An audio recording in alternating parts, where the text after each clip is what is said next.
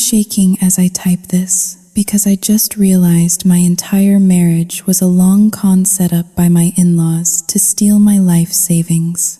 My father-in-law, Arthur, guilt-tripped me into buying his rotting house for over $300,000, hiding a snapped foundation behind fresh drywall. And now that the city has condemned the property, he is legally squatting in my backyard and refusing to leave. I uncovered the sickening truth that the down payment money was actually stolen from my husband's own inheritance 10 years ago. Yet my husband is currently sitting in their camper, defending them and calling me selfish. I feel like I am drowning in plain sight while the people who are supposed to love me hold my head under the water. I have been stripped of my home, my money, and my dignity by a man who calls himself family. And my husband is too weak to cut the cord. How does a person survive when the safety net turns out to be a spider web designed to bleed you dry? I have burned their world to the ground with a lawsuit, but I am standing here alone in the ashes, wondering if I will ever trust a human being again. Everyone, please tell me, what would you do? My name is Ava Bennett. I am 32 years old, a freelance graphic designer by trade, and a woman who used to pride herself on seeing patterns where others saw only chaos. I built a successful career from a spare bedroom, turning abstract concepts into clean, logical branding for startups across the East Coast. I thought I was sharp. I thought I was observant. But looking back at the wreckage of the last year, I realized that the most dangerous blind spots are the ones we create for ourselves. I live alone now, in a small, quiet apartment 3 towns over from where the nightmare happened. But the silence here feels heavy, like the calm before a storm that never actually breaks. Back then, life felt like a series of green lights. I was engaged to Mark Thompson, a man whose gentleness I mistook for kindness, and whose silence I mistook for peace. We were the picture of upward mobility. I had my steady client list, and Mark had his job in logistics. We were ready for the next step. The house. It is the quintessential American milestone. Is it not?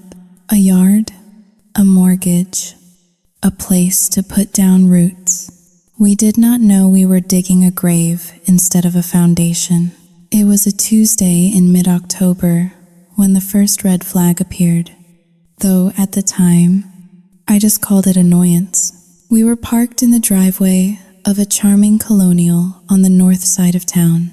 The leaves were turning that brilliant, burnt orange, and the neighborhood screamed stability. Good schools, manicured lawns, the kind of place where neighbors actually waved. Our realtor, a patient woman named Sarah, was fumbling with the lockbox. Mark was sitting in the passenger seat of my car, vibrating with anxiety. I reached over and squeezed his hand. His palm was clammy. "Relax," I said, keeping my voice low and steady. "We have the pre-approval letter. If we like it, we make an offer today. We are in control here." Mark nodded, but his eyes darted to his phone. It was face down on his lap, but it had been buzzing incessantly for the last 20 minutes. "I should probably check that," he mumbled, his voice cracking slightly. "It might be Dad." I felt a prickle of irritation at the base of my neck. Arthur Thompson, my future father-in-law, was a man who sucked the oxygen out of every room he entered. To the outside world, he was a retired, respectable family man who valued tradition. To me, he was a lingering shadow that hovered over Mark's shoulder, criticizing his posture, his career, and his choices. "Ignore it," I said, perhaps too sharply. "We are about to look at our potential future home. Arthur can wait." But Arthur could not wait. The phone buzzed again. A angry vibration against the console. Mark picked it up, his shoulders instantly hunching forward. A reflex of submission I had seen 1,000 times but never truly analyzed. He answered, "Hello?" Mark whispered. I watched the color drain from his face. He did not say a word for a full minute, just nodding at the receiver as if his father could see him through the cellular connection.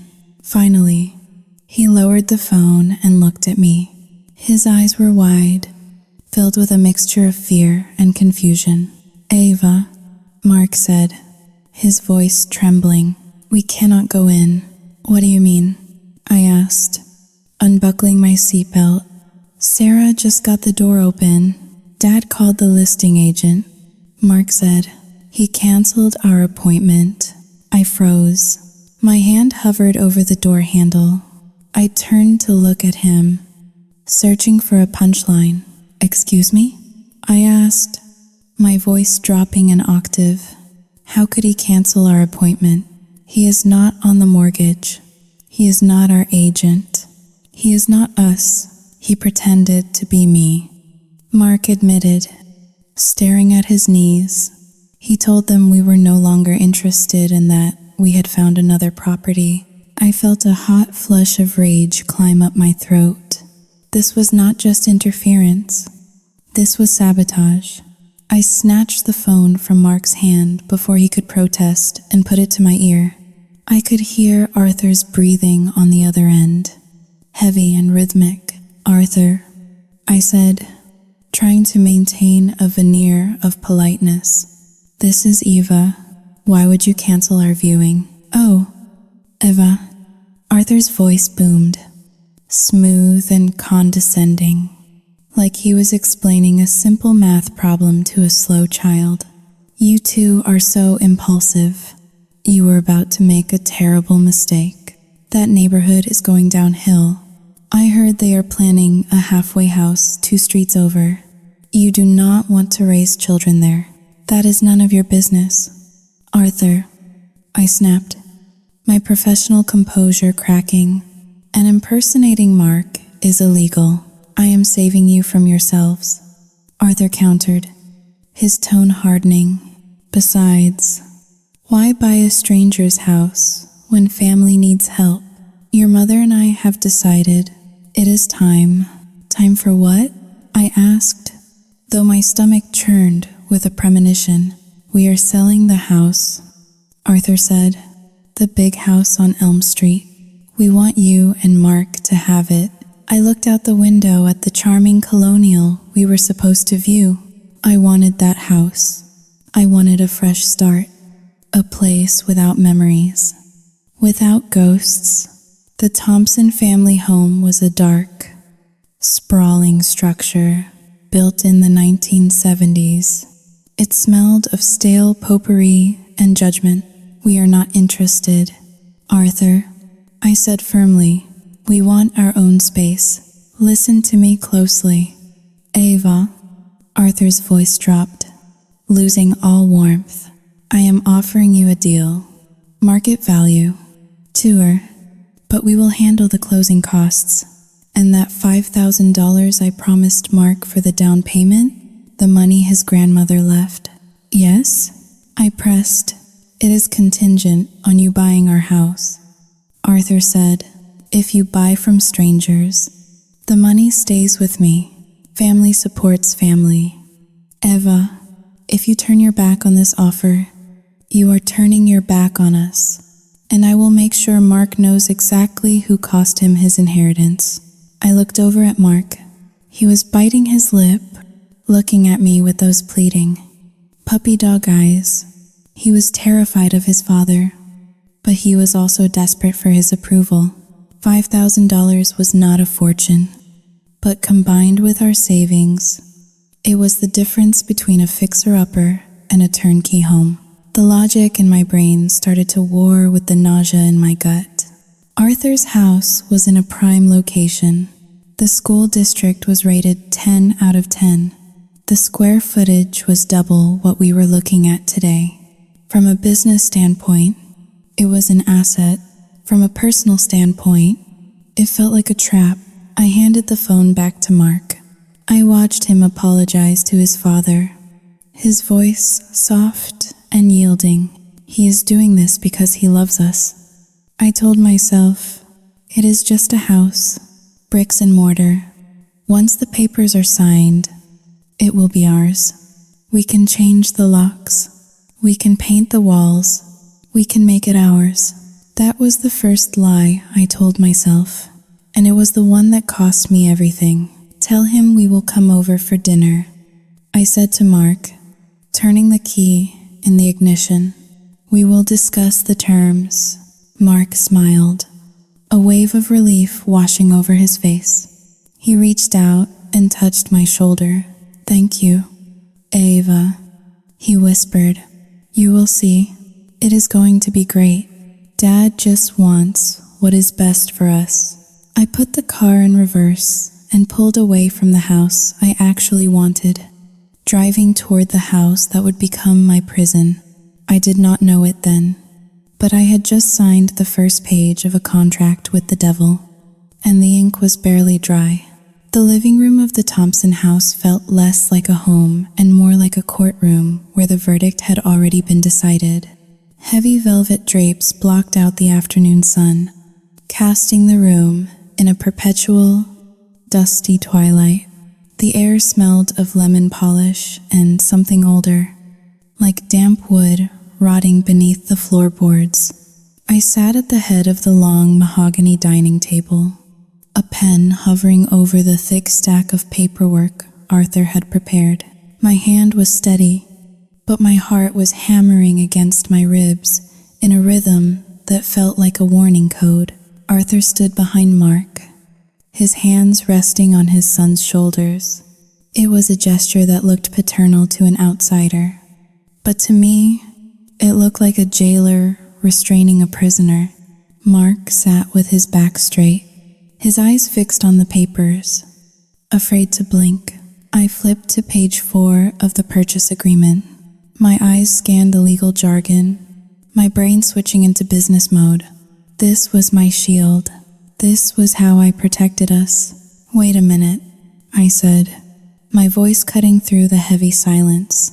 Arthur's grip on Mark's shoulders tightened imperceptibly. What is it? Eva? Arthur asked. His tone was light, but his eyes were hard. Like flint.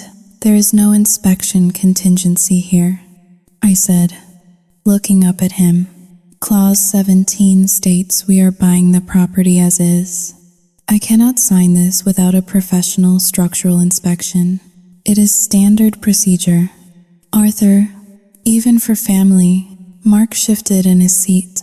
He looked at me, then up at his father, his head swiveling like a nervous bird. Eva, honey, Mark started, his voice thin. The house is fine. I grew up here. Dad has taken great care of it. It is not about trust. Mark, I said, keeping my gaze on Arthur. It is about due diligence. This is a $300,000 investment. We need to know what we are buying. Arthur let out a short, sharp laugh. It sounded like a bark. He walked around the table and leaned over me, placing his knuckles on the wood. He was too close. I could smell his coffee breath and the stale scent of Old Spice. You think I would cheat my own son? Arthur asked, his voice dropping to a whisper that carried more threat than a shout. You think I would sell him a broken house?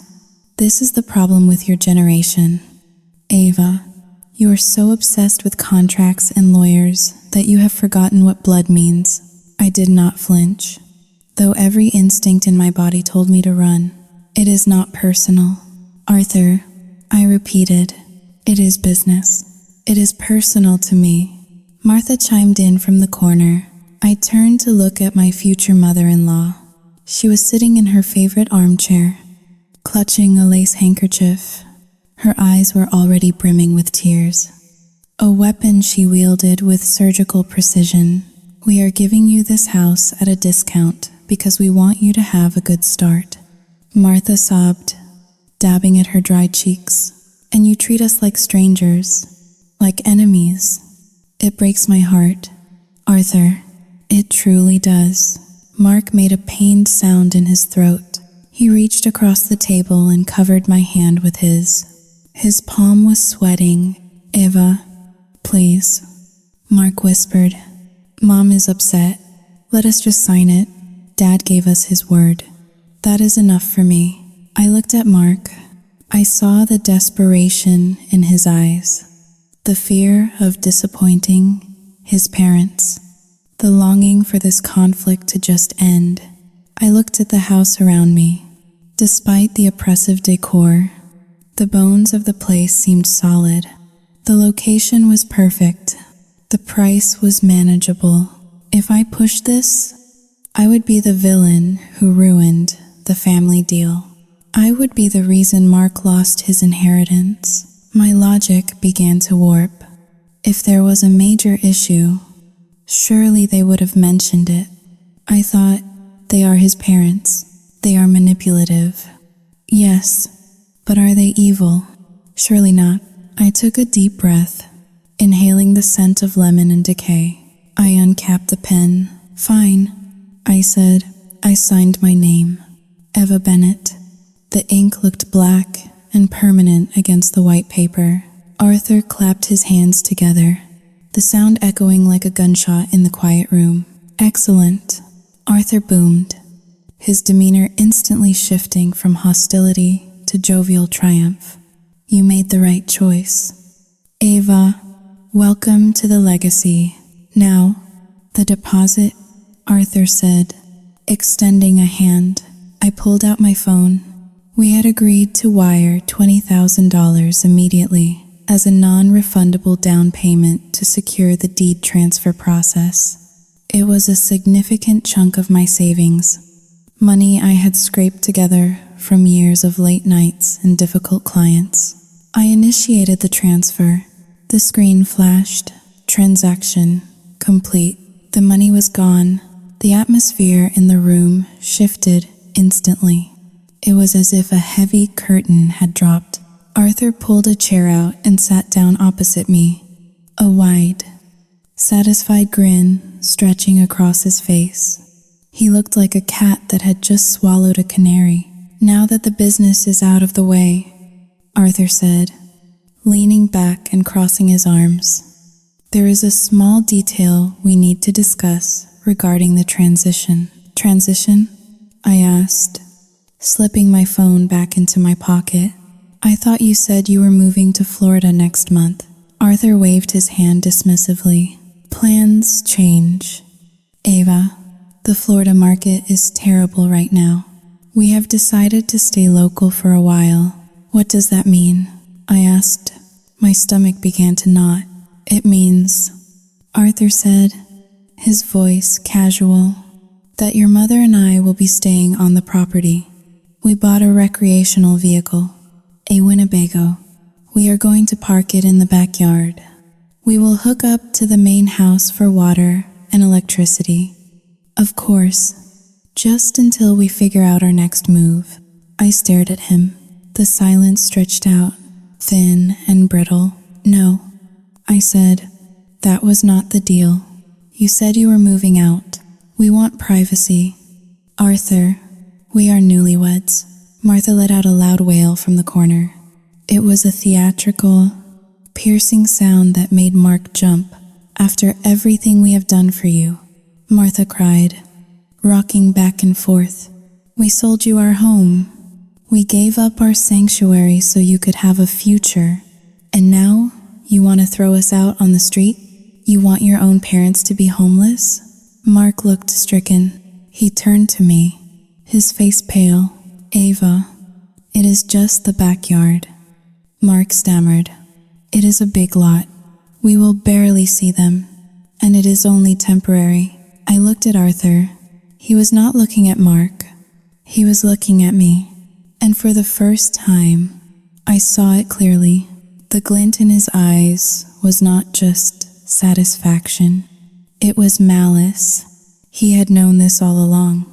He had waited until the money was transferred, until the non-refundable deposit was safe in his account, To spring the trap, this is not what we agreed to, I said, my voice trembling with suppressed rage.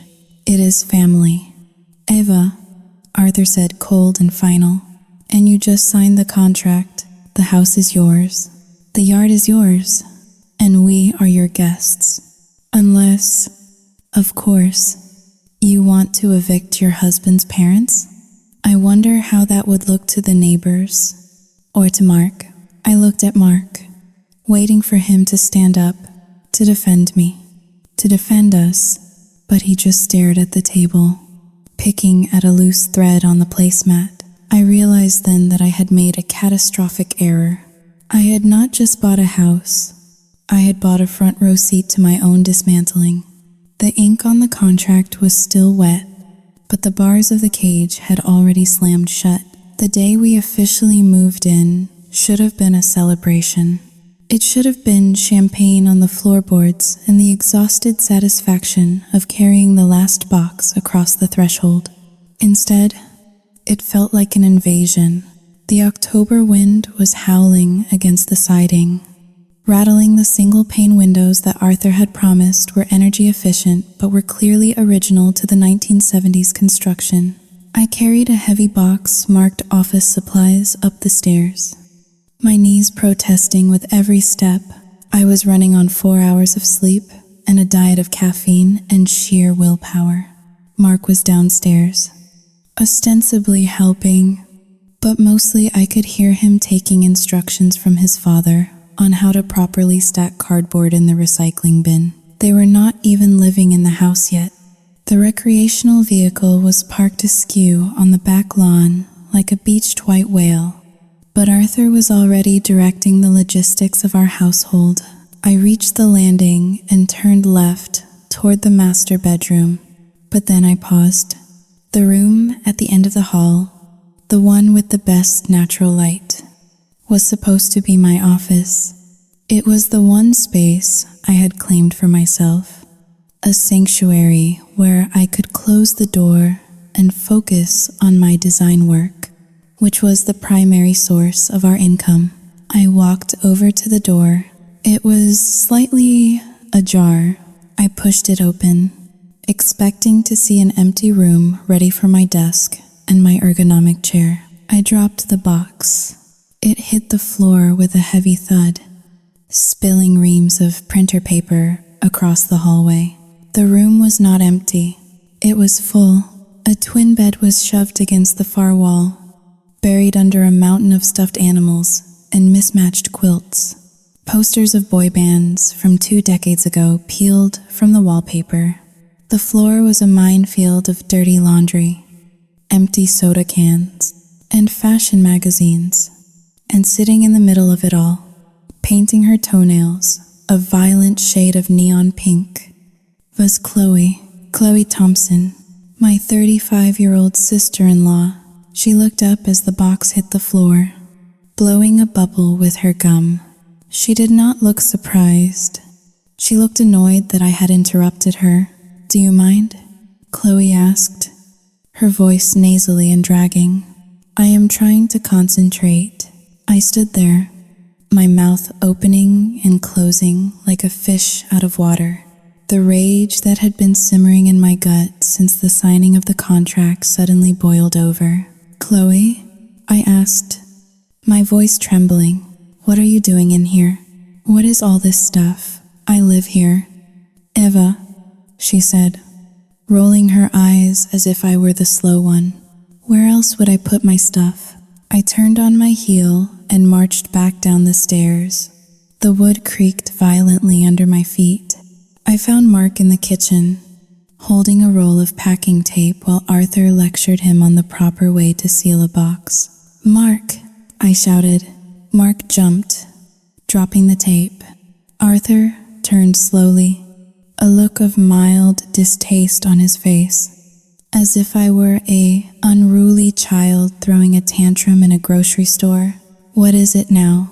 "Eva, Arthur Sehill, we are trying to work here." "Chloe?" I said, pointing a shaking finger toward the ceiling. "Why is Chloe in my office? Why is her bed in there?" Why is she still in this house? Arthur chuckled, a low, rumbling sound that made the hair on my arms stand up. Well, obviously Chloe is still here, Arthur said. We could not fit 3 adults in that Winnebago. Ava, use your head. It sleeps too comfortably. We are not going to make your sister sleep on the floor of a camper. I looked at Mark. He was studying the linoleum pattern on the floor with intense fascination. Mark, I said, my voice low and dangerous. You told me the house would be ours. You told me they were moving out. All of them. Mark looked up, his eyes pleading. Ava, it is just temporary. Mark said, reciting the script his father had clearly fed him. Chloe needs time to get on her feet. She is looking for a job. She is going through a hard time. Chloe has been looking for a job for 10 years. Mark, I snapped, and this was supposed to be my office. I work from home. I need that space to pay the mortgage on this house that we just bought from them. Arthur stepped forward, closing the distance between us. He used his physical size to intimidate, looming over me in my own kitchen. Do not be selfish, Ava. Arthur spat. The word hung in the air, heavy and accusing. You have the whole house, the dining room, the living room, the master bedroom. You can put your little computer anywhere. Chloe is family. Family does not kick family out on the street. I wanted to scream. I wanted to tell him that I was family now too, or at least I was supposed to be, but I realized in that moment that I was not family to them. I was the financier. I was the wallet. I was the host organism for this parasitic cluster. Fine, I said, my voice cold. How long until we get settled? Arthur said vaguely, turning back to the boxes. Could be a month. Could be 2. Depends on the market. Now, stop making a scene and help your husband. I did not help my husband. I walked out the back door and stood on the patio, staring at the recreational vehicle parked on my lawn. A thick, yellow extension cord ran from the camper, snaking through the grass and disappearing into the basement window of my house. A garden hose was hooked up to my outdoor spigot, supplying them with my water. They were not neighbors. They were ticks. The next 2 weeks were a blur of psychological torture. The concept of boundaries did not exist in the Thompson vocabulary. Even though Arthur and Martha slept in the camper, they spent their days inside the house. They used the kitchen to cook pungent meals that lingered in the drapes. Cabbage soup, fried liver, because the camper stove was too small. They used the downstairs bathroom exclusively because the camper's tank was a hassle to empty. I would wake up at 6 in the morning to find Arthur sitting at my kitchen table, reading the newspaper and drinking my coffee, wearing nothing but a bathrobe that gaped open at the chest. Good morning, sunshine, he would say, not looking up. We are out of creamer, but the worst was Chloe, because I had lost my office. I set up my workspace in a corner of the living room. It was a disaster. I was on client calls, trying to discuss branding strategies and color palettes, while Chloe sat 10 feet away on the sofa, watching reality television at maximum volume. Chloe, can you please turn that down? I would ask, muttering into my headset, trying to mute my microphone. I am watching this, she would scream back. It is the finale. One afternoon, I was on a critical video conference with a new client from New York. This account was worth $20,000 a year to me. I had put on a blazer over my pajamas, blurred my background, and was projecting an image of utmost professionalism. Suddenly, the bathroom door upstairs slammed open. Chloe thundered down the stairs, wrapped in a towel, dripping wet. She marched through the background of my video call, screaming at the top of her lungs, "Mom, where is my exfoliating scrub? The cheap stuff you bought gave me a rash." My client paused. He adjusted his glasses. "Is that Saoyudzing Haoling? 2# is greater than someone in a towel?" he asked. I felt the blood drain from my face. I disconnected the call.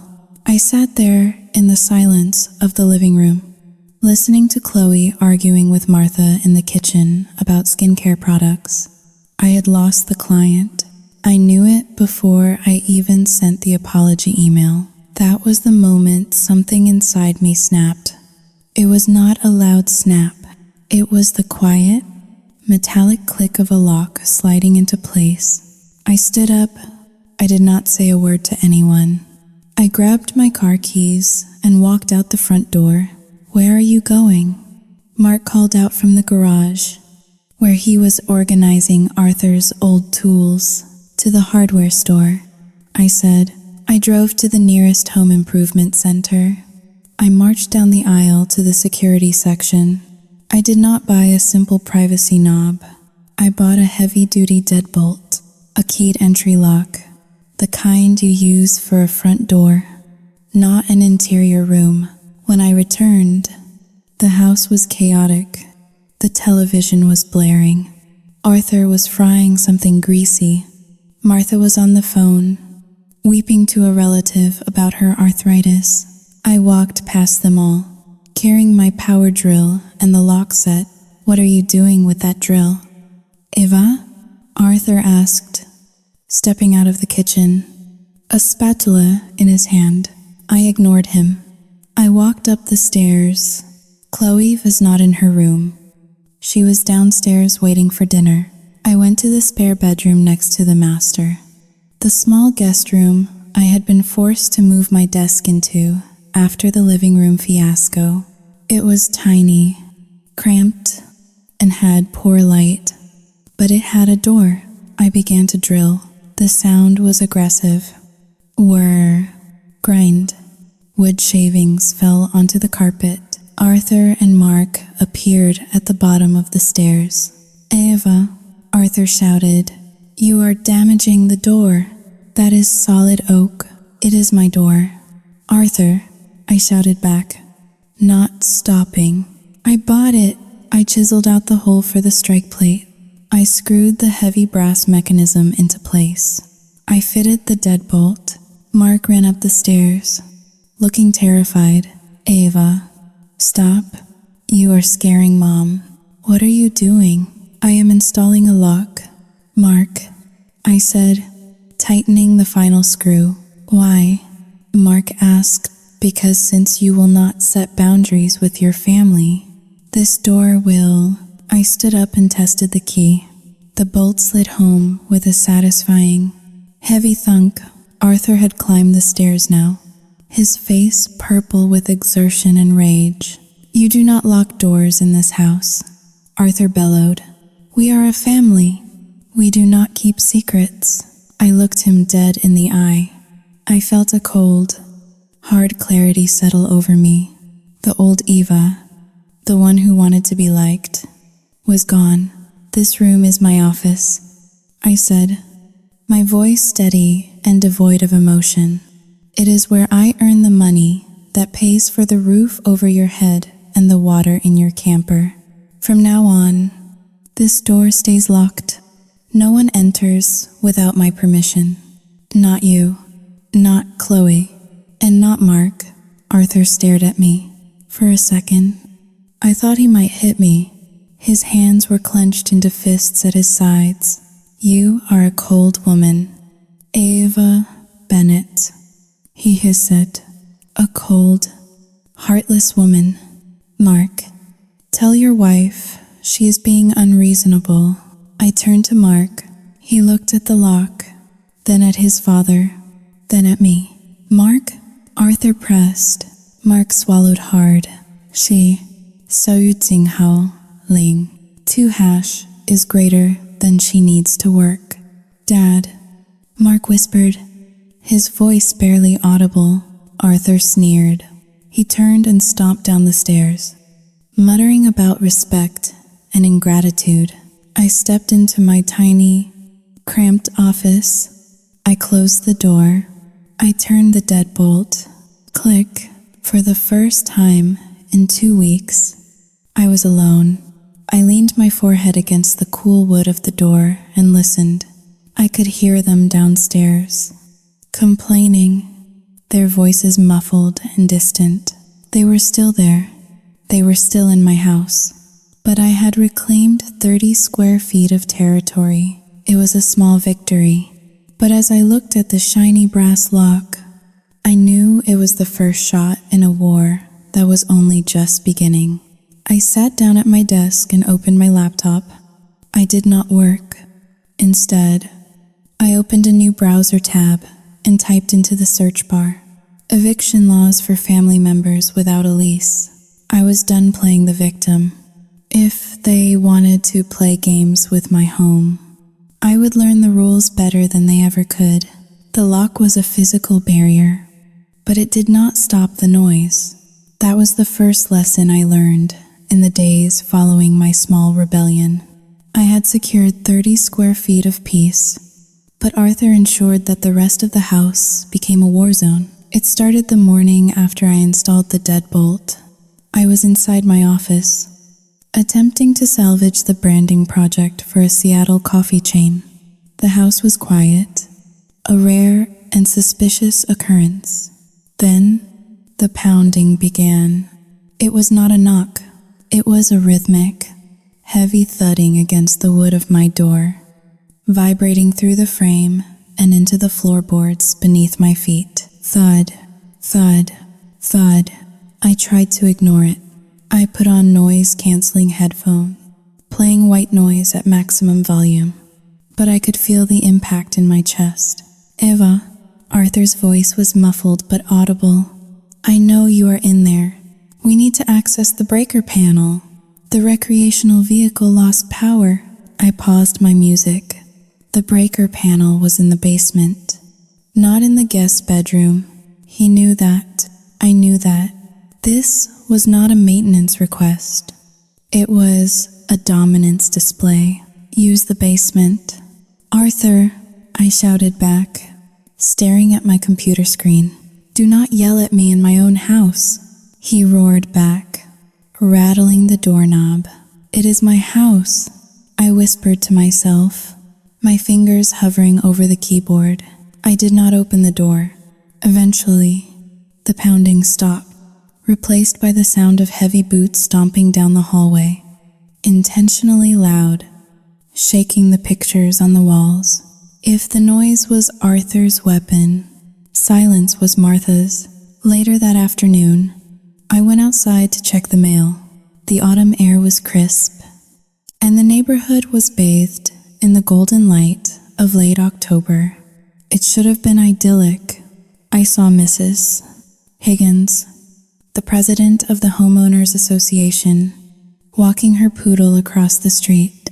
We had met briefly when Mark and I first moved in, and she had been warm, welcoming us with a basket of muffins. Good afternoon, Mrs. Higgins, I called out, forcing a smile. Mrs. Higgins stopped. She looked at me, then looked toward the recreational vehicle parked on my lawn, where Martha was sitting in a folding chair, weeping softly into a tissue. Mrs. Higgins turned back to me, her expression shifting from neutrality to undisguised disgust. I am surprised you have the nerve to show your face, Mrs. Higgins said, her voice icy. I froze, my hand halfway to the mailbox. Excuse me? I asked. We look out for our elderly in this community. Eva, she said, clutching her dog's leash tighter. To force 2 senior citizens to live in a metal box in this weather, while you sit in that big house with the heat on? It is shameful. Absolutely shameful. My mouth fell open. Mrs. Higgins, that is not what is happening. I stammered. They sold us the house. It was their idea to stay in the camper. We are. Save your lives for the police. Dear, she cut me off. Martha told me everything.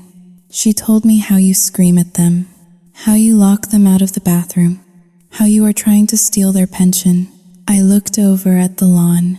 Martha was no longer crying. She was watching us, her eyes sharp and alert. When she saw me looking, she slumped her shoulders and let out a fresh, theatrical sob. Mrs. Higgins shook her head at me one last time and walked away, murmuring comfortingly to her dog. I stood there on the driveway, clutching a handful of junk mail, feeling the ground shift beneath me. It was a master class in manipulation.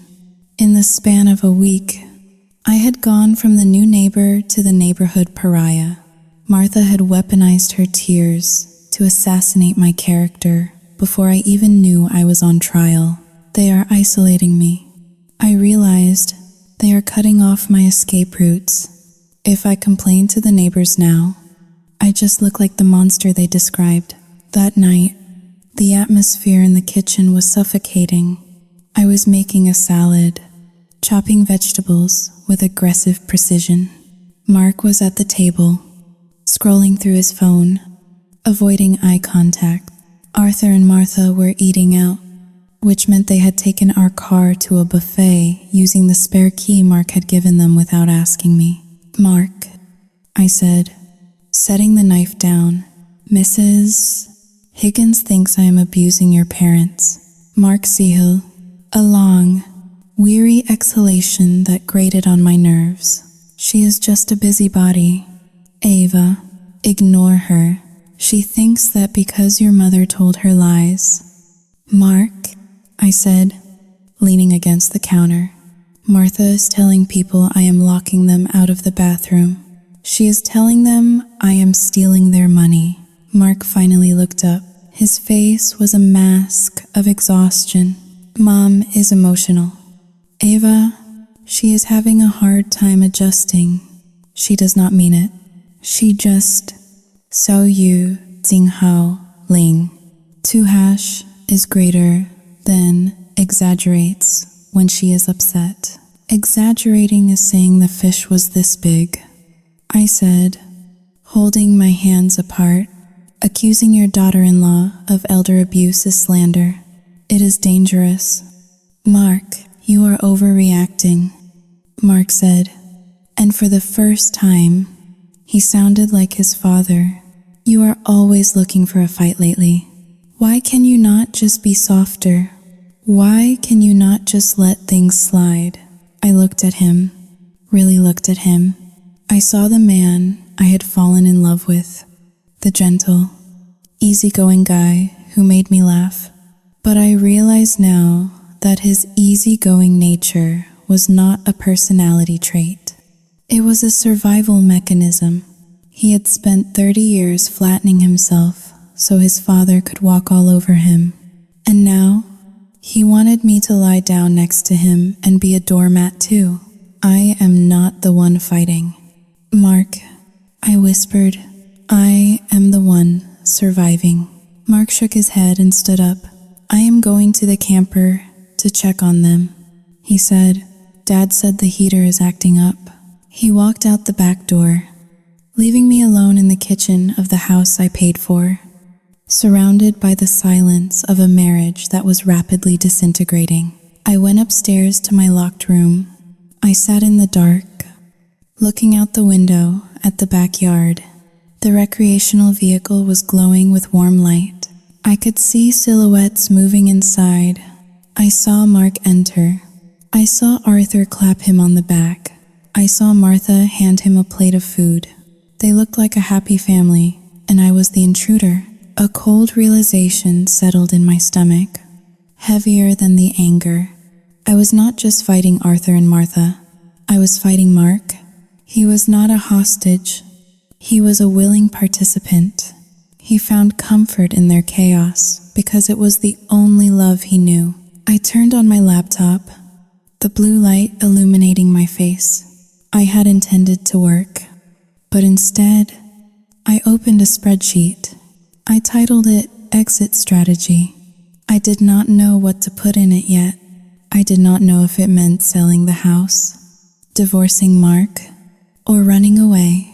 But for the first time, I acknowledged that there might not be a happily ever after in this house. Down in the yard, the lights in the camper flickered.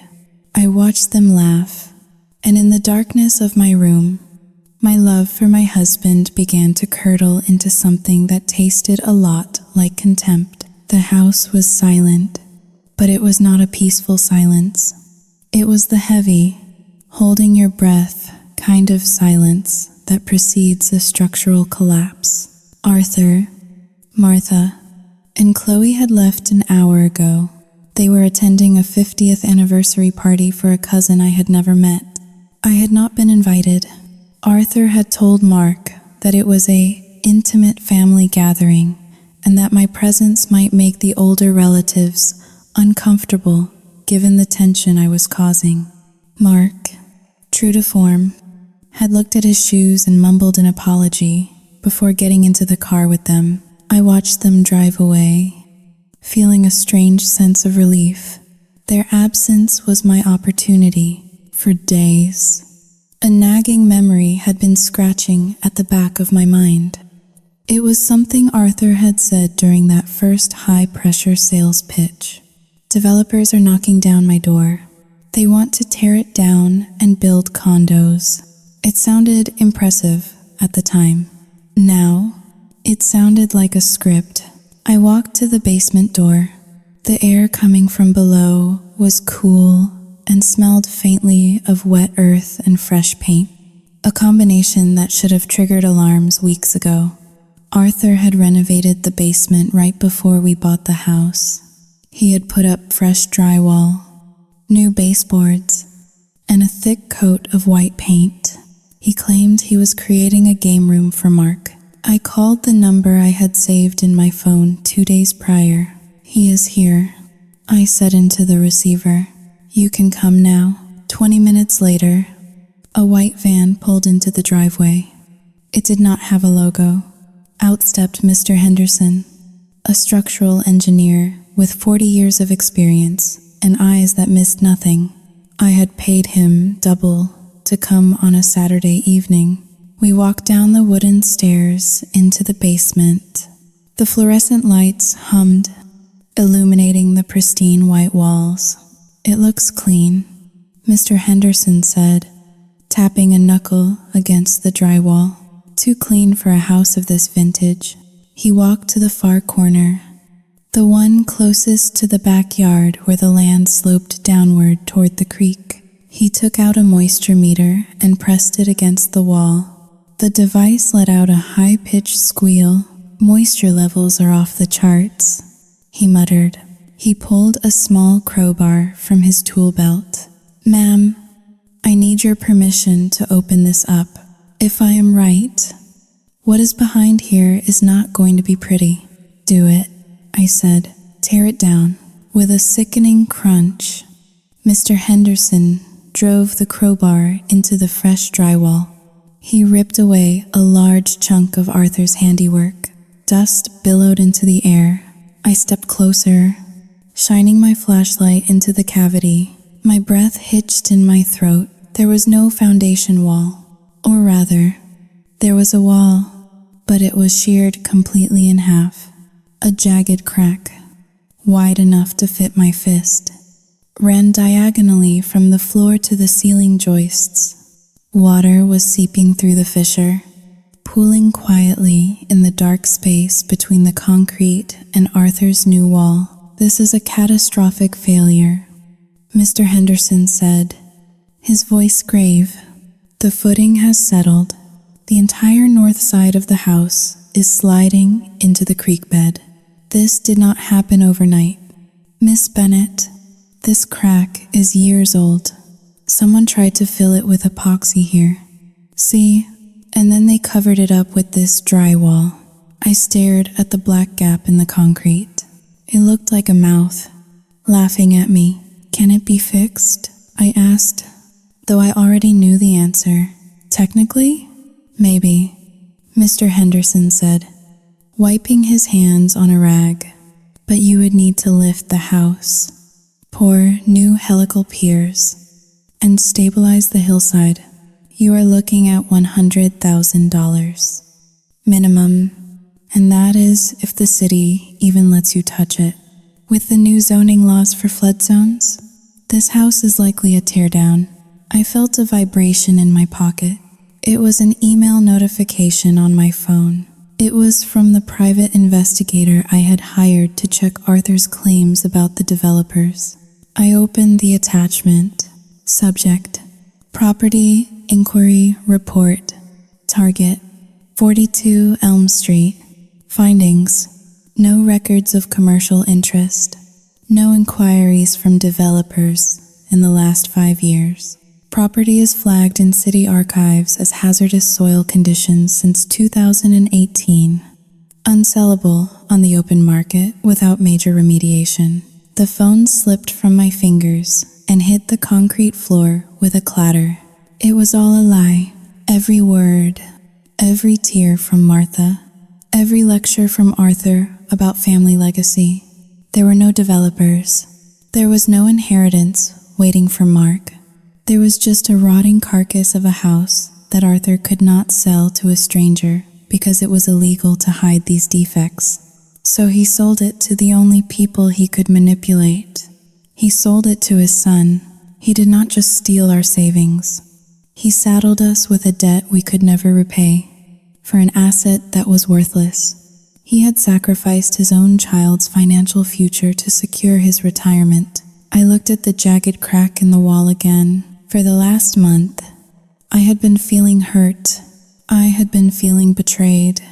I had been crying in the shower, wondering why they did not like me, wondering why Mark could not see my side. But as I stood there in the damp basement, staring at the evidence of pure, calculated malice, the sadness evaporated.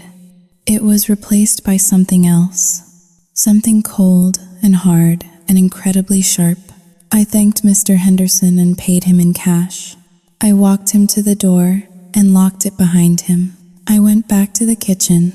The house was quiet again. I sat at the table where I had signed the contract.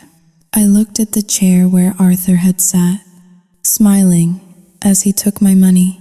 I remembered Mark's face when he begged me to buy the house. "Dad just wants to help us," he had said. Mark was not just a victim.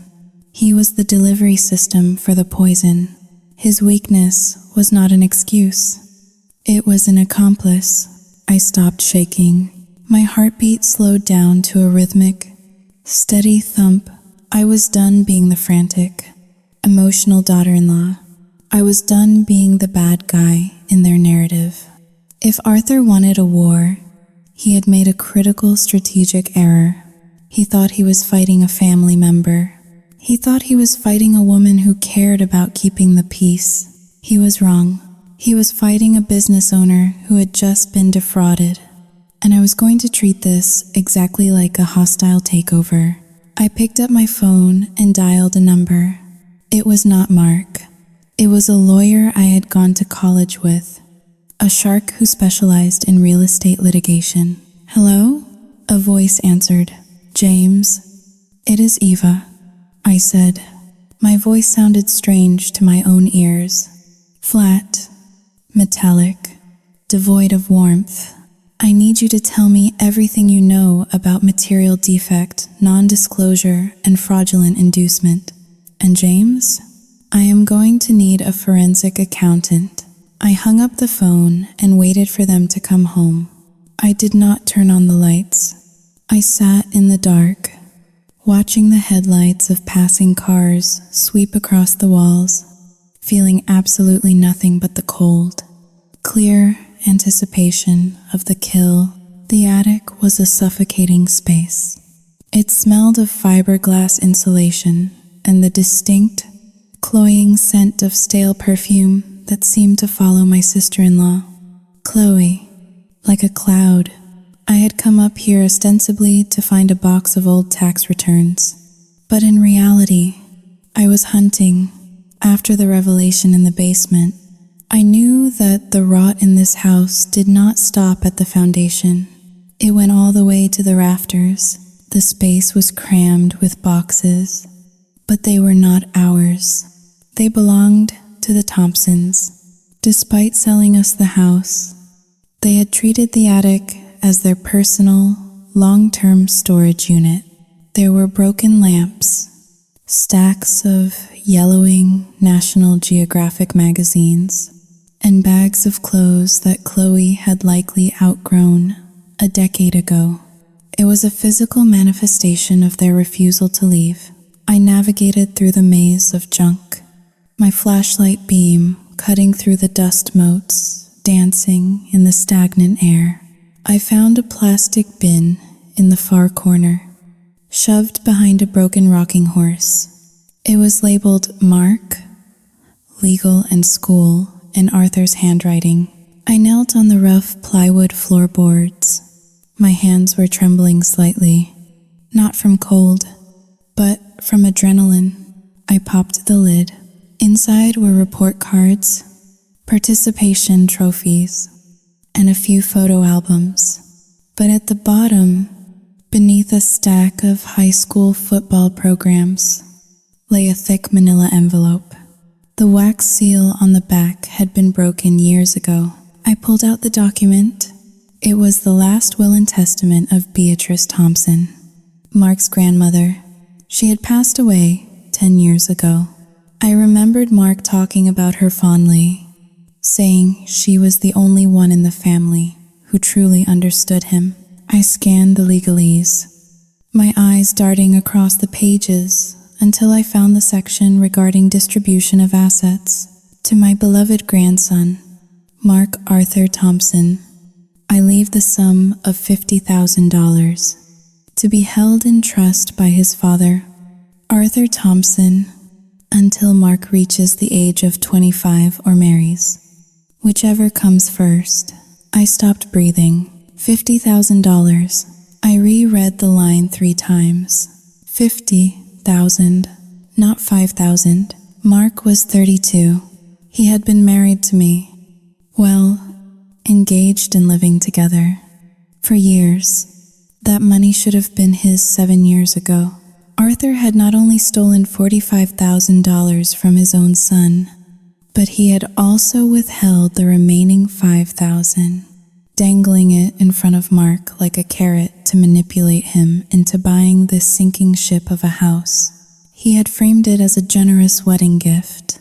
"I am giving you $5,000 for the down payment," Arthur had said, playing the benevolent patriarch. It was not a gift. It was a fraction of what he owed. He had embezzled his son's inheritance to fund his own life, and now he was using the crumbs to enslave us.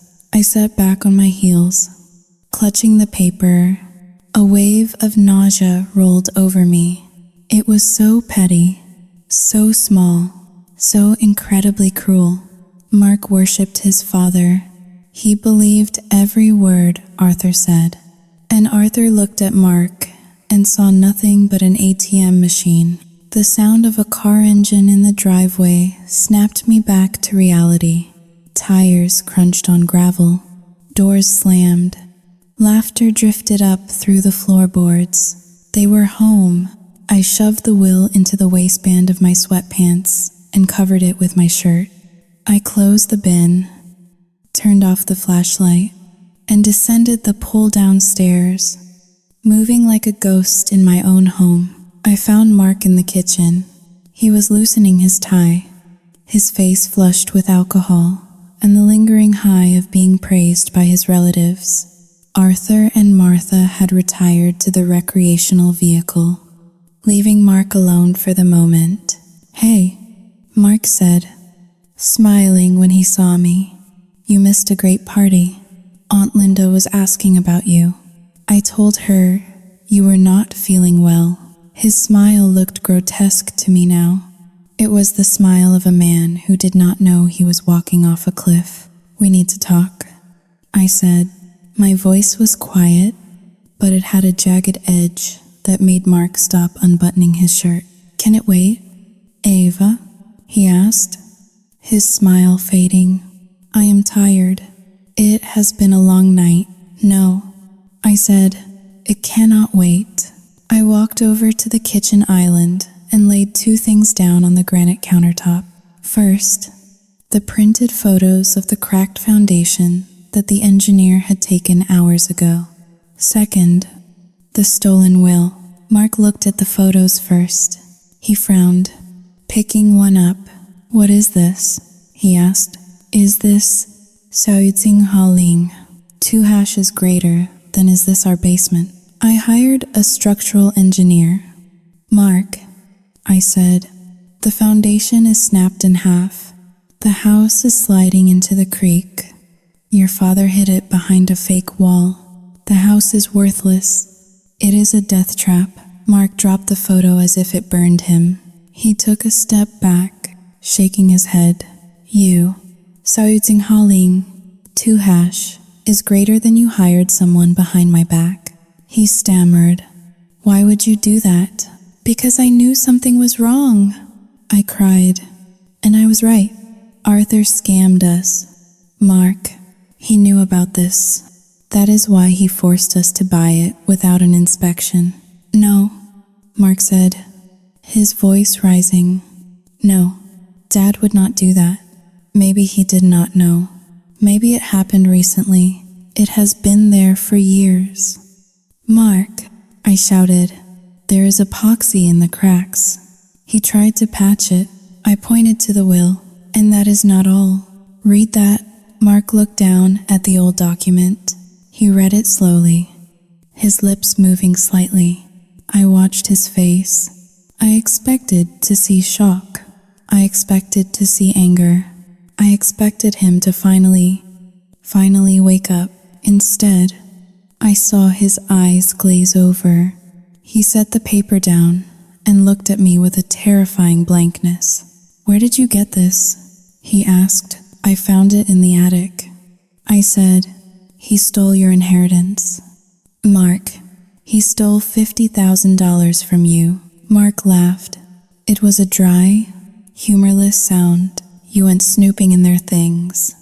He said, you broke into the basement walls, and you rummaged through their private boxes. You are out of control.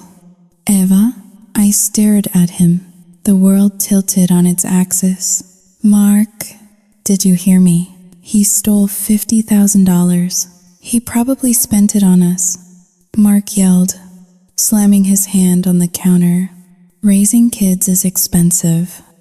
Eva, he probably used it for my college, or for the car he bought me when I was 18. It was a trust fund. I screamed back. It was illegal for him to touch it.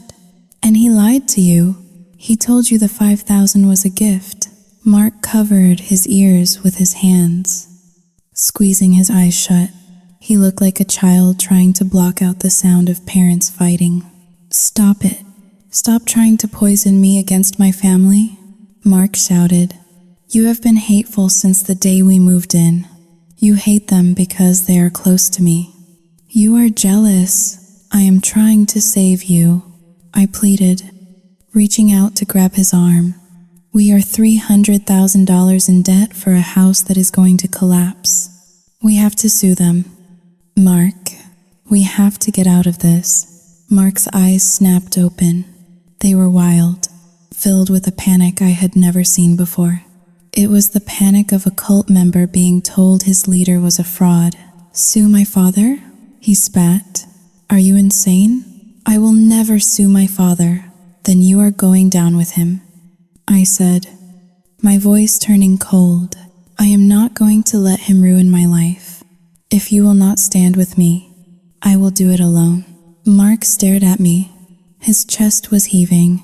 The alcohol on his breath was pungent in the small space between us. You are the problem. Eva, he whispered. Mom was right. You are toxic. You destroy everything you touch. The words hit me harder than a fist. They were not his words. They were Martha's words. They were Arthur's words. Mark was gone. There was no Mark left. There was only a hollow vessel that echoed his parents' malice. I looked at him with profound pity. You are a coward, Mark, I said softly. A pathetic, spineless coward. Mark's face twisted. His hand lashed out. It happened so fast I did not have time to flinch. His palm connected hard with the side of my face. The sound of the slap cracked through the kitchen. Sharp and shocking, I stumbled back, catching myself against the refrigerator. My cheek burned. My ear was ringing. I stood there, and freezing. Mark stood with his hands suspended in the air, staring at it as if it belonged to someone else. His face crumbled. Eva, I gasped. Eva, I sao yu ting haling. 2 hashes greater than I did not mean. Sao yu ting haling. Ar ting hao dayu. Silence stretched between us, thick and heavy. I touched my cheek. It was throbbing. I looked at Mark. I did not cry. I did not scream. Something inside me, the last tether that held me to this marriage, simply snapped. It was a clean break. Get out, I said. Eva, please. Mark stammered, stepping toward me.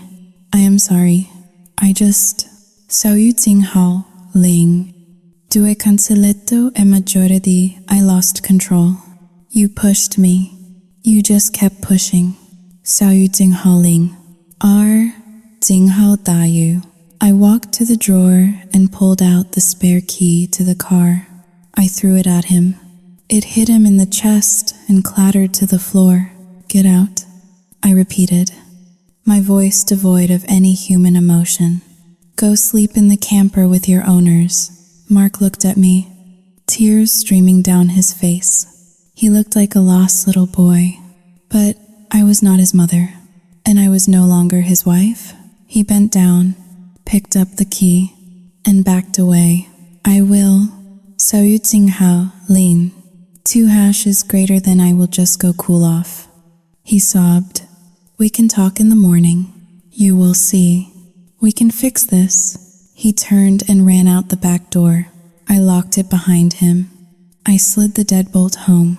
Then I went to the front door and checked that lock. Then I went upstairs. I went into the bathroom and looked in the mirror. My cheek was turning red. A bruise was already forming. I did not see a victim in the reflection. I saw a witness. I took out my phone and took a photo of my face. Flash. Then I took a photo of the will. Flash. Then I took a photo of the basement report. Flash. I sat down on the edge of the bathtub. I was shaking now, the delayed reaction hitting me, but I forced myself to breathe. In, out, in, out. The tragedy was not that my husband had hit me. The tragedy was that I had stayed long enough for it to happen. I opened my laptop. I logged into my bank account. I moved half of our joint savings, my half, into a separate account solely in my name. Then I opened a new email draft. I addressed it to the lawyer I had spoken to earlier. Subject: emergency. Proceed with litigation. I attached the photos. I turned off the light and sat in the dark, listening to the wind howl outside, down in the yard, inside the camper. I knew Mark was crying to his mother. I knew she was telling him it was my fault. I knew Arthur was telling him he did what a man had to do. Let them talk. Let them feel safe. Tonight, the wife died, and the prosecutor was born. The next morning, the sun rose over the neighborhood with an insulting cheerfulness. It was a bright, crisp Sunday, the kind of day that belonged on a postcard for suburban bliss. Inside the master bathroom, however, the light was unforgiving. I stood before the vanity mirror, tilting my head to the left. The bruise on my cheek had bloomed overnight, transforming from a tender red welt into a deep, violet smudge that looked like spilled ink. I touched it lightly with my fingertips. It throbbed. a dull ache that synchronized with the beating of my heart. Yesterday, this mark would have made me cry. It would have sent me spiraling into a pit of despair and confusion. Today, it felt like war paint. It was proof. It was leverage. I opened my makeup bag. I did not reach for the sheer foundation I usually wore. I reached for the heavy-duty concealer, a thick paste meant to hide tattoos and surgical scars. I began to apply it, dabbing the sponge against my skin with rhythmic precision, layer by layer. I erased the violence, layer by layer. I reconstructed the face of the dutiful, apologetic wife, hide the evidence. I thought, my eyes cold and steady in the reflection, lull them into a false sense of security, make them think they have won. I finished my makeup. I brushed my hair until it shone. I put on a soft, pastel cardigan and a pair of jeans, an outfit that screamed non-threatening domesticity. Then, I unlocked the bedroom door. I walked downstairs. The house was silent. Mark had not come back inside last night. He had slept in the recreational vehicle, just as I had told him to. I could imagine the scene, him weeping on the fold-out sofa, Martha stroking his hair, Arthur telling him that women were irrational creatures who needed a firm hand. I went into the kitchen. I did not make coffee for one. I made a full pot. I pulled out the bacon, the eggs, the flour for pancakes. I began to cook. The smell of sizzling grease and brewing coffee wafted through the house, a sensory olive branch extending out into the backyard. I set the table, 4 places. I folded the napkins. I placed a pitcher of orange juice in the center. Then I unlocked the back door and waited. 10 minutes later, I heard the door of the camper creak open. Footsteps crunched on the gravel. The back door handle turned tentatively. Mark peeked inside, his face pale and eyes swollen. He looked like a dog expecting to be kicked. Behind him, Arthur and Martha hovered, their expressions a mix of wariness and smug superiority. They expected a screaming match. They expected a frantic woman demanding a divorce. Instead, they saw pancakes. "Ava?" Mark whispered, stepping into the kitchen. I turned from the stove, a spatula in my hand. I forced my lips into a small, trembling smile. I lowered my eyes, adopting the posture of total submission. "Good morning, Mark," I said softly. "I made breakfast." Mark blinked. He looked at the food, then at me. "You, Saoying Haling, 2 hash is greater than you made breakfast?" he asked. I nodded. I took a deep breath, letting my shoulders slump. "I am sorry about last night," I said, my voice wavering perfectly. I was Saoying Haling. 2 hash is greater than I was hysterical. The stress of the move, the work, Saoying Haling. 2 hash is greater than I just snapped. I should not have yelled at you, and I definitely should not have locked you out. Mark let out a long breath, his entire body sagging with relief. He rushed forward and wrapped his arms around me. I stood stiffly for a second, then forced myself to return the hug. I could smell the stale air of the camper on his clothes. It made my stomach turn, but I buried my face in his shoulder. "I am sorry too, Ava," Mark mumbled into my hair. "I did not mean to hit you. I swear. I have never done that before. I was just so upset." "I know," I whispered. "It is okay. We are under a lot of pressure." Arthur and Martha stepped into the kitchen. Arthur looked around, assessing the situation. He saw his son hugging his wife. He saw the food. He saw that the rebellion had been crushed. A smirk tugged at the corner of his mouth. Well, Arthur boomed, rubbing his hands together. It is good to see some sanity return to this house. Nothing a good meal cannot fix, right? We are family, Martha added, dabbing at her dry eyes. Families forgive. Please, sit down, I said, gesturing to the table. I need to tell you all something important. They sat. Arthur took the head of the table. Naturally, Martha sat to his right. Mark sat to his left. I placed the platter of pancakes in the center and took the seat opposite Arthur. For a few minutes, the only sound was the clinking of silverware and Arthur's enthusiastic chewing. I watched them eat. I watched them consume the food I had paid for, in the house I had bought, sitting on chairs that belonged to me. Eat. I thought, enjoy it. It is the last peaceful meal you will ever have. Arthur wiped his mouth with a napkin. So, Eva, he said, leaning back, what is this important news? Did you finally land a big client? I put down my fork. I looked down at my plate. I pinched the skin of my thigh under the table, hard, until tears sprang to my eyes. When I looked up, my vision was swimming. No, Arthur, I said, my voice shaking. It is the opposite. I reached under the table and pulled out a folder. Inside were documents I had forged in the early hours of the morning. Letters from a law firm. Bank statements with terrifying red negative numbers. And a notice of intent to sue. I slid the folder across the table to Mark. What is this? Mark asked. Opening it, his eyes widened as he scanned the top page.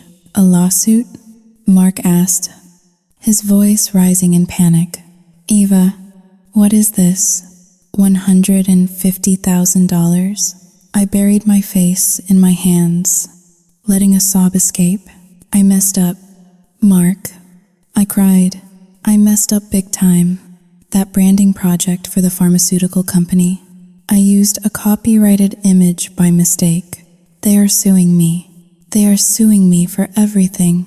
Arthur snatched the papers from Mark's hand. He put on his reading glasses, scanning the documents with the intensity of a vulture spotting a carcass. Copyright infringement? Arthur muttered. Negligence? Eva, how could you be so stupid? It gets worse. I sobbed. My business is a sole proprietorship, not a limited liability company. They can come after my personal assets. They can come after our savings. They can come after the house. The room went deathly silent. The word house hung in the air like a guillotine blade. Arthur looked up slowly. His face had lost all its color. The house? Arthur repeated. But the house is in Mark's name too. Exactly, I said, wiping my eyes. Because we are married, and because we bought the house after the lawsuit was theoretically filed. Even though I just got the notice, they are claiming it is a marital asset subject to liquidation. The bank called me yesterday. They are freezing our accounts on Monday. They are going to put a lien on the property.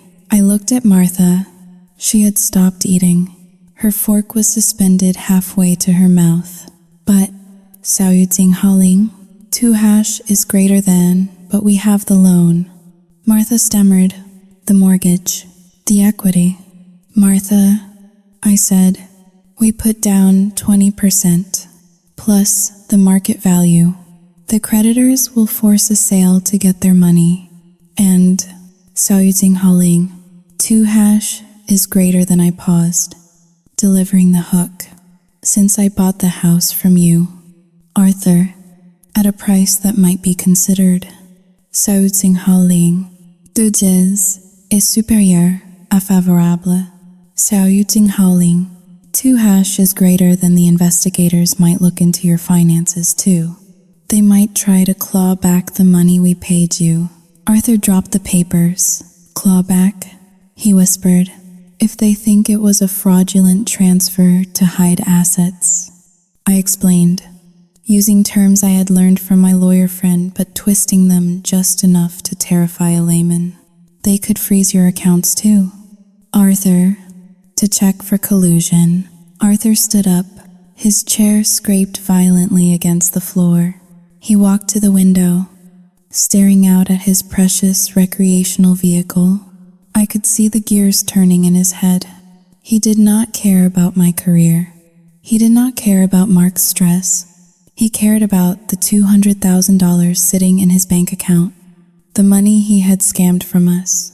The idea of a forensic accountant looking at that transaction and potentially discovering the hidden foundation issues terrified him. This is a disaster, Arthur hissed. A complete and utter disaster. You have ruined us. Eva, I know, I wailed, leaning into the performance. I am so sorry. I do not know what to do. I might have to declare bankruptcy. Mark might have to declare bankruptcy too. No, Arthur shouted, spinning around. Absolutely not. My son will not have a bankruptcy on his record because of your incompetence. Then what do I do? I asked, looking at Mark. Mark, help me. Mark looked helpless. He reached for my hand, but Arthur slammed his fist on the table. Do not touch her. Mark, Arthur commanded. Mark froze. Dad? Mark asked. Think. Mark, Arthur shouted, his face turning purple. If she drags you down, she drags us down. This house is the only asset we have left. If the creditors take it, where do your mother and I live? We cannot live in a van forever. He walked over to Mark and grabbed him by the shoulders, shaking him. You need to sever the tie. Mark, immediately. What? Mark asked, confused. Divorce, Arthur said. The word was cold and hard. I held my breath. My hand was under the table, gripping my phone. The voice recorder app was running. The red line was pulsing, capturing every syllable. You need to divorce her. Mark, Arthur continued, his voice lowering to a frantic, conspiring whisper. If you file now, today, before the banks open on Monday, we can argue that you were separated. We can transfer the deed fully back to me or into a trust. We can claim you had no knowledge of her business dealings. We can save the house. But Dad, Mark stammered, looking at me with wide, tear-filled eyes. I love her. She is in trouble. I cannot just abandon her. She is a sinking ship. Arthur yelled. Do you want to be homeless? Do you want your mother to be homeless? She lied to us. Mark, she is a liability, Martha chimed in, her voice shrill and panic-stricken. Listen to your father. Mark, she is going to destroy everything we worked for. That money was our retirement. If they take it back. Saluting Haling. Dva. Oh God. Arthur? My heart. Martha clutched her chest, performing her role perfectly. Mark looked at his mother, then at his father, then at me. I looked back at him, making my eyes as wide and innocent as possible. Mark, I whispered, you would not do that, would you? We are partners, in sickness and in health. Mark looked down at the table. I saw the struggle in his face. I saw the weak, fluid nature of his character shifting under the pressure of his father's iron will.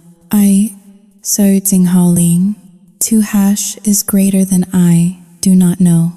Eva, Mark whispered, it is a lot of money.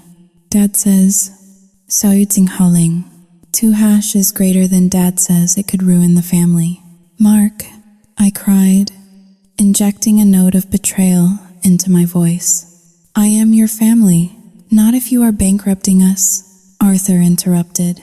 He pulled a chair closer to Mark.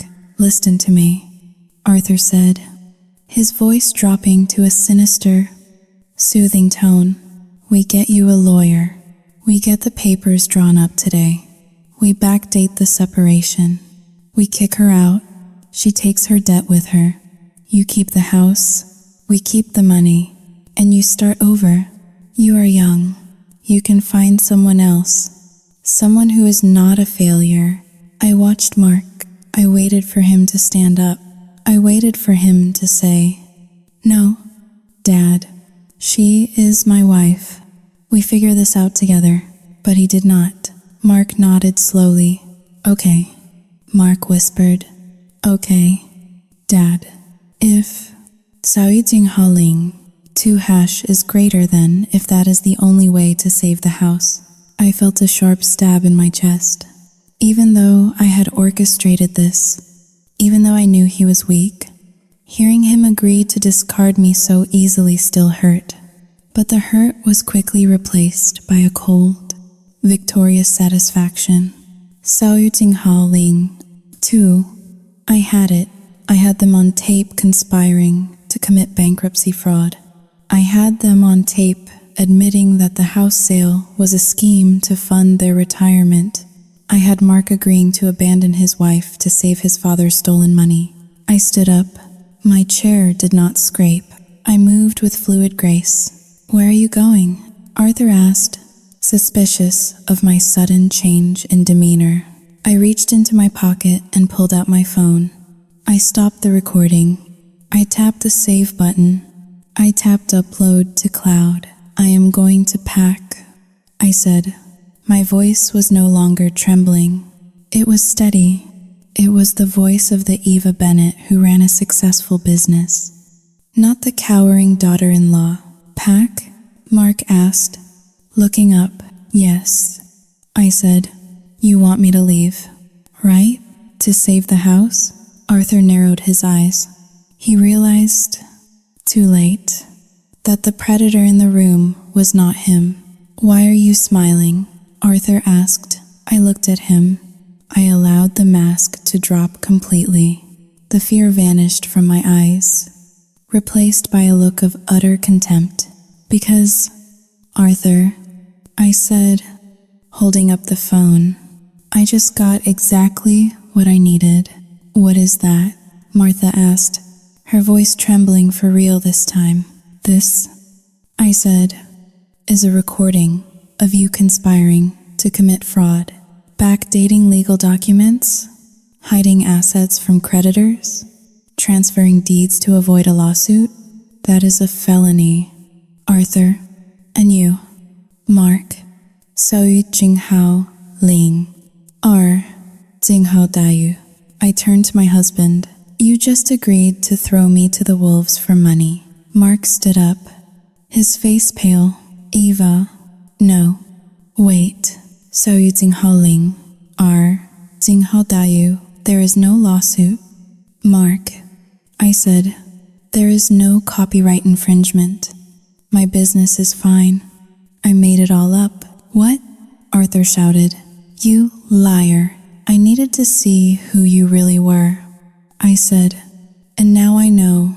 You are not a family. You are a gang of thieves." I walked to the kitchen counter and picked up the folder of fake documents. I ripped them in half and dropped them into the trash can. "I am leaving," I said, "but I am not leaving empty-handed. I have the photos of the foundation. I have the will you stole, Arthur, and I have this recording." Arthur lunged for me. "Give me that phone," he screamed. I stepped back, raising my voice. "Touch me, and I call the police immediately. I have already sent the file to my lawyer. It is in the cloud. Arthur, destroying the phone will not help you." Arthur froze. His hands shook with impotent rage. He looked at Mark. "Do something." Arthur yelled at his son. "She is bluffing." "She is not bluffing, Dad," Mark whispered, staring at me with horror. "Look at her." I looked at Mark one last time. "You had a choice, Mark. even with the cracked foundation, even with the stolen inheritance. 小玉静号令, 2# is greater than if you had stood by me right now. If you had chosen me over his money, 小玉静号令, 2# is greater than I might have stayed. We might have fought him together. I shook my head, but you chose the money. So now, you lose both. I turned and walked out of the kitchen. I walked up the stairs, my heart pounding in my ears. I heard shouting downstairs. I heard Martha wailing. I heard things breaking. I went into the guest room, my office. I grabbed the suitcase I had packed while they were sleeping. I grabbed my laptop. I walked back down the stairs. They were standing in the hallway, blocking the front door. Arthur looked like he was about to have a stroke. Get out of my house, Arthur hissed. With pleasure, I said. I walked past them. I did not look back. I opened the front door and stepped out into the bright, beautiful Sunday morning. I walked to my car, threw the suitcase in the trunk, and got in. As I started the engine, I saw the front curtain twitch. Arthur was watching. I backed out of the driveway. As I drove away, I did not feel sad. I did not feel afraid. I felt lighter than I had in years. The house was behind me, rotting on its broken foundation. The man I thought I loved was behind me. Trapped in his father's web, I was free, and I had enough ammunition in my pocket to burn their world to the ground. I spent my first night of freedom in a suite at the downtown Marriott. The sheets were crisp, white, and smelled of industrial detergent, a scent that I found infinitely more comforting than the potpourri reek of the Thompson household. I slept for 10 hours straight. When I woke up on Monday morning, I did not feel the panic that used to greet me at the house on Elm Street. I felt the cool, quiet precision of a soldier preparing for a final assault. I did not go to work. Instead, I went to the office of James Miller, my attorney. James sat behind his glass desk, listening to the recording I had made in the kitchen. I watched his expression shift from professional neutrality to undisguised shock. When Arthur's voice filled the room, suggesting they backdate legal documents to hide assets from creditors, James stopped the tape. He took off his glasses and rubbed the bridge of his nose. "Ava," James said, looking up at me, "this is not just grounds for a civil suit. This is a confession to conspiracy.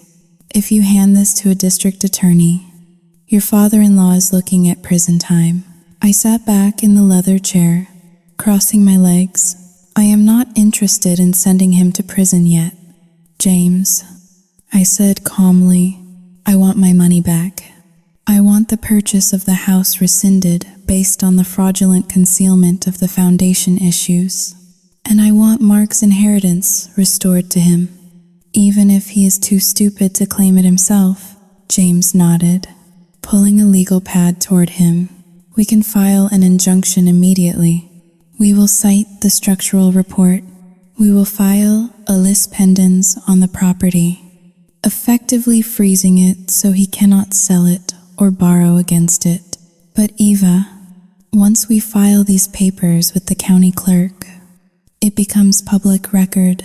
The city inspectors will be notified about the foundation. They will come out to verify the hazard." "Good," I said. "That is exactly what I want." By Tuesday afternoon, the private war inside the Thompson house spilled out onto the manicured lawns of the neighborhood. I had sent a copy of the structural engineer's report to the Homeowners Association. I framed it as a responsible homeowner duty, claiming I could not in good conscience endanger the community with a potential landslide risk. I knew exactly who would read that email first. Mrs. Higgins. I drove past the neighborhood on Wednesday. I parked my rental car a block away, far enough to remain unseen, but close enough to watch the theater unfold. A city truck was parked in the driveway of the Thompson house. Two men in neon vests were walking around the perimeter, holding clipboards and shaking their heads. Arthur was standing on the porch, wearing his bathrobe, waving his arms frantically. I could not hear him from this distance, but I knew the cadence of his yelling. He was trying to bully the city inspectors the same way he bullied his son. It did not work. One of the inspectors took a roll of bright red tape from his belt. He walked to the front door, the beautiful oak door Arthur was so proud of, and slapped a large neon orange sticker on the glass. Unsafe to occupy, condemned by order of the city building department. The color drained from the scene. It was a scarlet letter, visible from 50 yards away. Arthur slumped against the doorframe. For the first time, he looked small, but the real blow came from the neighbors. Mrs. Higgins was standing at the edge of her lawn, clutching her poodle. She was not alone. Two other neighbors, men who used to wave at Arthur when he washed his car, stood with her. They were pointing at the red sign. They were pointing at the recreational vehicle in the backyard, which was now in clear violation of the city code regarding habitation on condemned property. The rumor mill, which Arthur had used to isolate me, had turned its gears against him. I had made sure of it. I had let slip to a few key people that the reason I left was not just the abuse, but the fraud. I let it be known that Arthur had swindled his own son out of an inheritance and sold us a house he knew was collapsing. Nothing spreads faster in a quiet suburb than the story of a fallen patriarch. I watched as a police cruiser rolled slowly down the street. It did not stop, but its presence was a warning. The homeowners association had likely called them about the squatters in the recreational vehicle. My phone buzzed on the passenger seat. It was Mark. I looked at the screen. It was his 5th call in an hour. I did not answer. Instead, I waited for the voicemail notification. I played it through the car speakers. Eva? Mark's voice was cracked and hysterical. Eva, you have to stop this. The city is here. They put a sign on the door. They say we have to leave. Dad is having chest pains. Mom cannot stop crying. The neighbors are staring at us. Mrs. Higgins spit on the ground when Dad tried to talk to her. Please, Ava, call the lawyer. Tell them it was a mistake. We will give you the money back. Just make it stop. I listened to his desperation. It sounded exactly like the desperation I had felt for weeks. Begging him to listen to me, begging him to stand up for us. He had ignored me then. I deleted the voicemail. I put the car in gear and drove slowly past the house. As I passed the driveway, I saw Chloe standing in the yard. She was holding a trash bag full of clothes, looking around with a dazed expression. Her free ride was over. The house she refused to leave was now legally uninhabitable. I saw Arthur sitting on the steps of the porch, his head in his hands. He looked up as my car passed. Our eyes locked for a brief second. He did not look angry anymore. He looked terrified.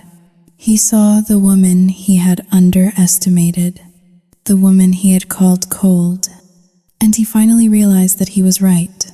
I was cold. I was ice. I turned the corner and merged onto the main road. The public fallout was complete. Arthur Thompson had spent 40 years building a reputation as a respectable family man. It had taken me 3 days to reduce it to rubble. He was no longer the king of his castle. He was just a con artist, living in a rotting house that the city was about to bulldoze.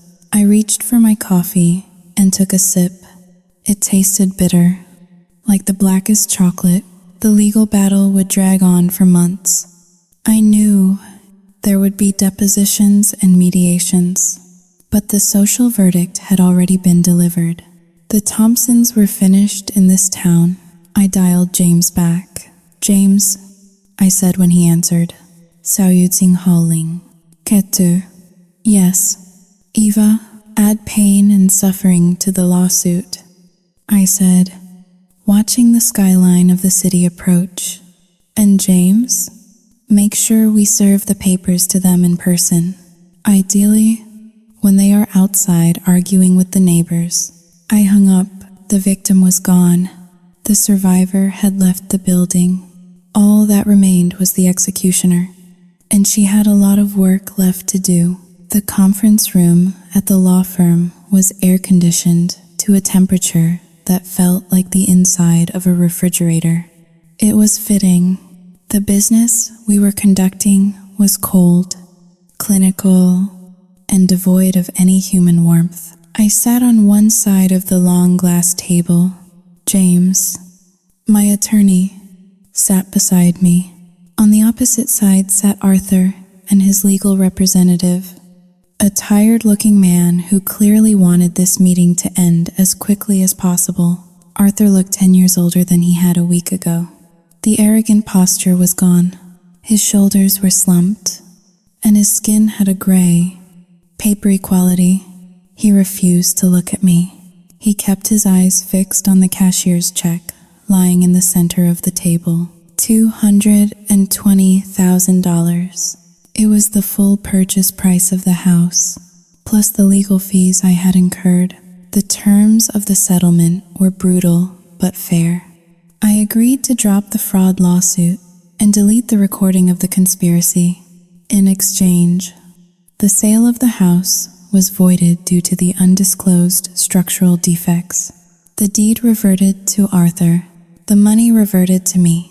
Arthur reached out with a trembling hand and pushed the check across the glass.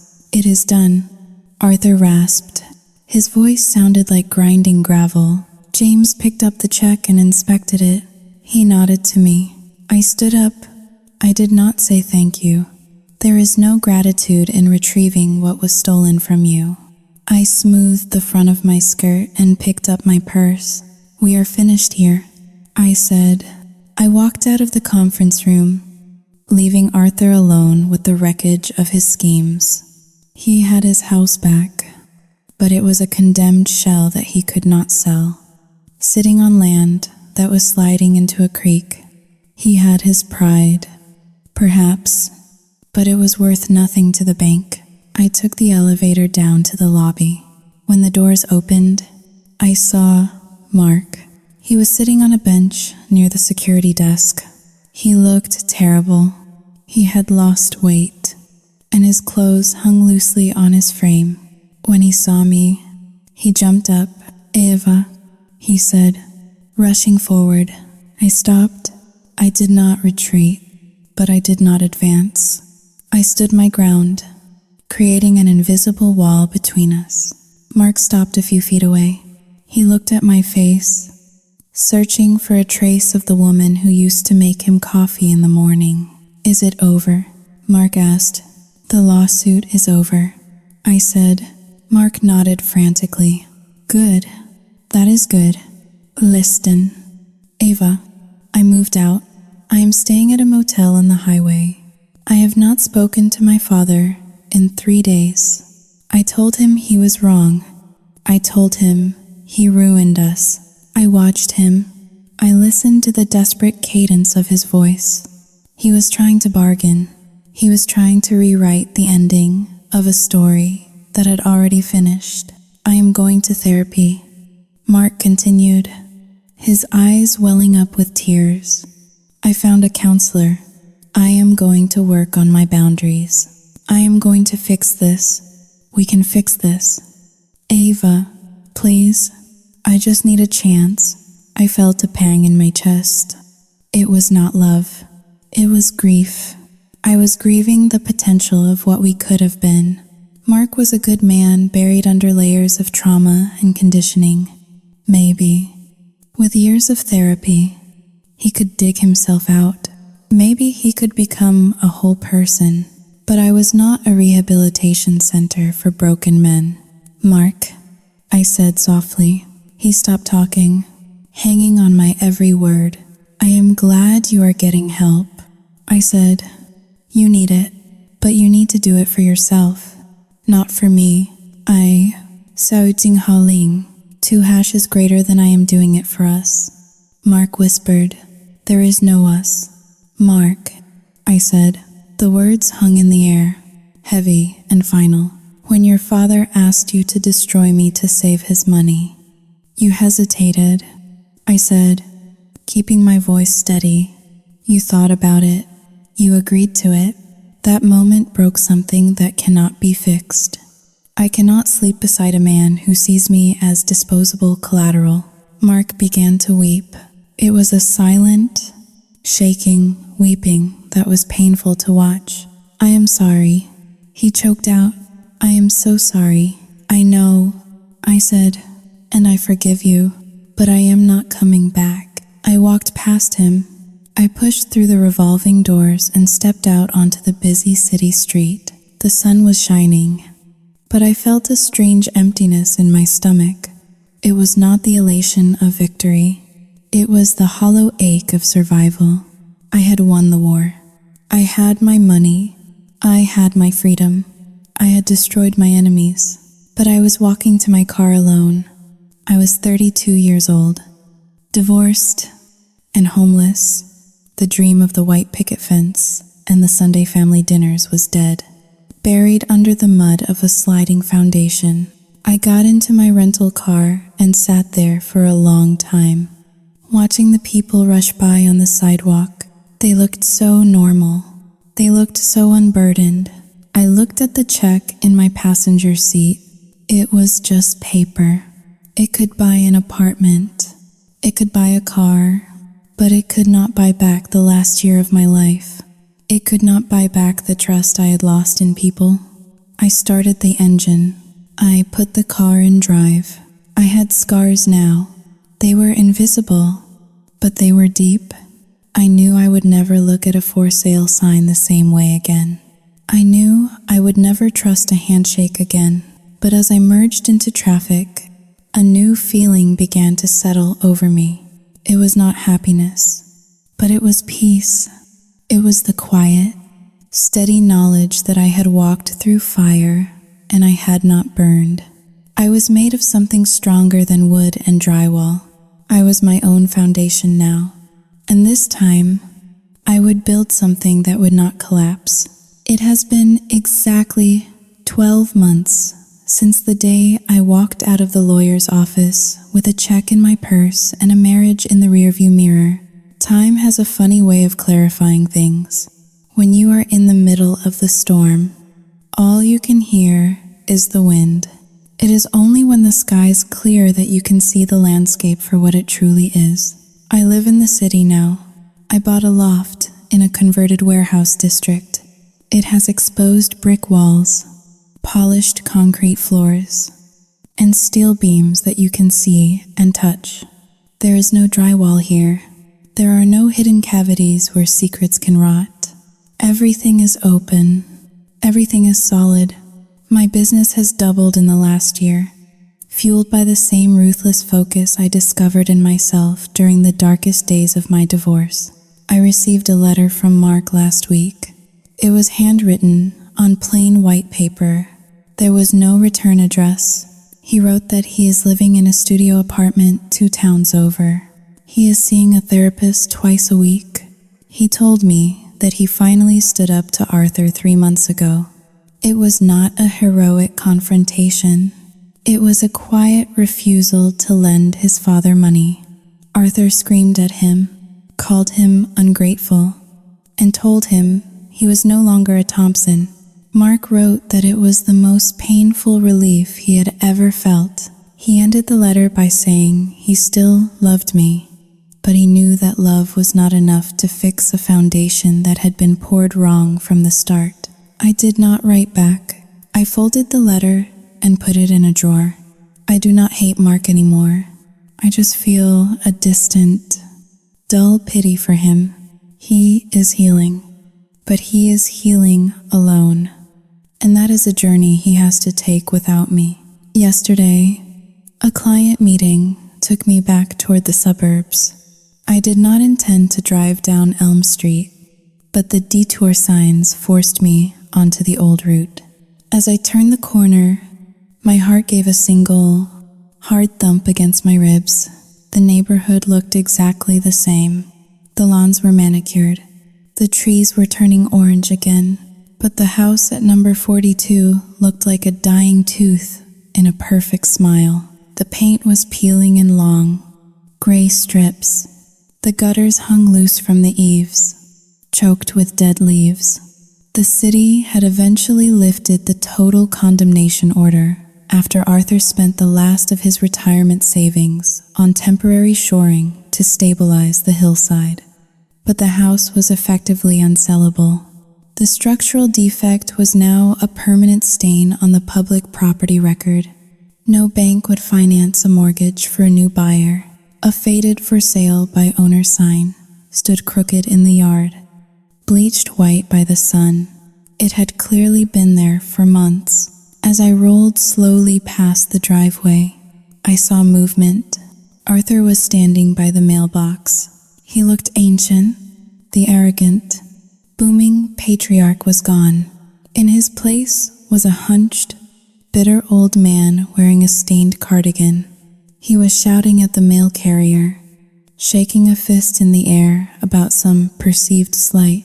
I could see his mouth moving, forming the same angry, entitled words he had used to control his family for decades. Behind him, I saw the curtains move in the living room window. Chloe's face appeared, pale and ghostly, peering out at the world she was too lazy to join. They were all still there, Arthur, Martha, and Chloe, trapped together in the rotting house they had tried to use as a weapon. They had no money to move. They had no one left to manipulate. They were prisoners of their own greed. Arthur stopped yelling as the mail truck drove away. He turned and looked at the street. He saw my car. I saw the recognition flash in his eyes. He stiffened. For a second, I thought he might yell at me. I thought he might try to summon one last burst of rage. But he did not. He just stared. His shoulders sagged. He looked defeated. He looked at me with the hollow, hungry eyes of a man who realizes he threw away a diamond to keep a handful of gravel. I did not smile. I did not frown. I did not roll down the window to offer a final witty remark. I simply pressed my foot against the accelerator. The engine hummed, a smooth, powerful sound. I drove past him. I watched him shrink in my rearview mirror until he was just a small, gray smudge against the backdrop of his crumbling empire. I turned the corner and merged onto the highway, heading back toward the city, toward the concrete and steel of my new life. I took a deep breath. The air tasted clean. I had paid a high price for my freedom, but as the skyline came into view, I knew it was worth every penny. I had learned the most important lesson of all. You cannot build a home on a foundation of lies. And sometimes, the only way to save yourself is to let the house fall down.